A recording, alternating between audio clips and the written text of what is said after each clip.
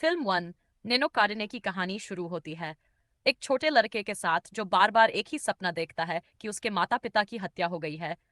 लेकिन उसे यह समझ नहीं आता कि वह सपना है या उसकी सच्चाई। यह बच्चा बड़ा होकर एक प्रसिद्ध रॉक स्टार बनता है। उसका नाम होता है गौतम। गौतम एक मानसिक बीमारी से पीड़ित होता है जिसे सिजोफ्रेनिया कहा जाता है, जिसमें इंसान को भ्रम होता है कि उसके साथ कुछ घट रहा है जबकि हकीकत नहीं होता। उसे बार बार यह लगता है कि कुछ लोग उसका पीछा कर रहे हैं और उसे मारना चाहते हैं। लेकिन जब वह लोगों को मारने की कोशिश करता है तो सब कहते हैं कि वह तो बस उसका वहम है।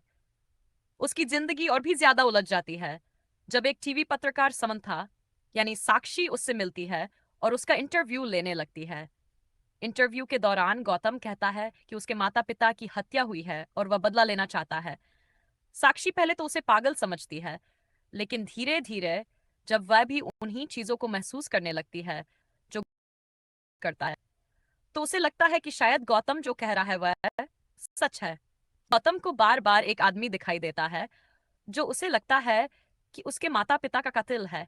लेकिन जब वो उसे पकड़ता है तो पुलिस और मीडिया कहते हैं कि वह आदमी तो है ही नहीं, यह सब गौतम का वहम है। लेकिन एक दिन साक्षी को कुछ सबूत मिलते हैं जिससे पता चलता है कि गौतम जो कह रहा है उसमें कुछ सच्चाई हो सकती है। वह गौतम के बचपन के स्कूल में जाकर पता लगाती है कि वहां कोई गौतम नाम का बच्चा पढ़ता था और उसके माता पिता भी वहीं काम करते थे। वहां उसे गौतम का पुराना स्कूल रिकॉर्ड और एक वीडियो मिलता है जिसमें गौतम के माता पिता की मौत की बात सामने आती है। यह वीडियो देखकर साक्षी को यकीन हो जाता है कि गौतम सच्चा है और उसकी मानसिक स्थिति की वजह उसका दर्दनाक बचपन है।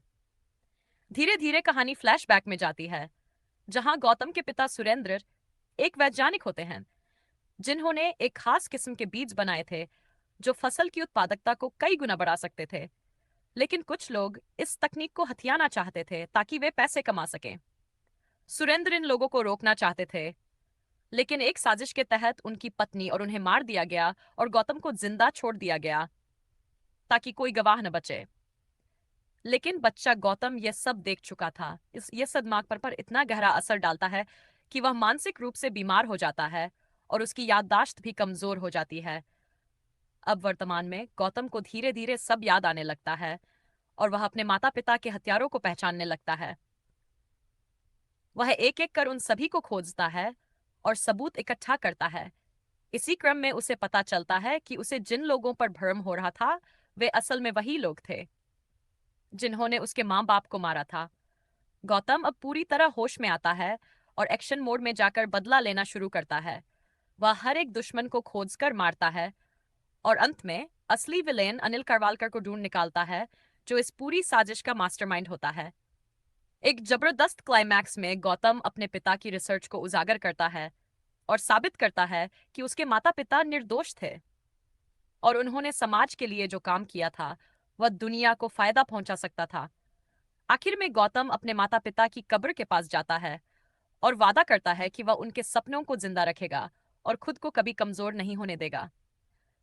इस तरह फिल्म एक इमोशनल साइकोलॉजिकल थ्रिलर के साथ खत्म होती है जिसमें एक बेटे की अपने माता पिता के लिए सच्चाई की तलाश, बदला और आत्म साक्षात्कार की कहानी को दिखाया गया है, जिसमें महेश बाबू ने गौतम के किरदार में शानदार अभिनय किया है और सुकुमार की डायरेक्शन और देवी श्री प्रसाद का म्यूजिक इस फिल्म को और भी दमदार बना देता है। अगर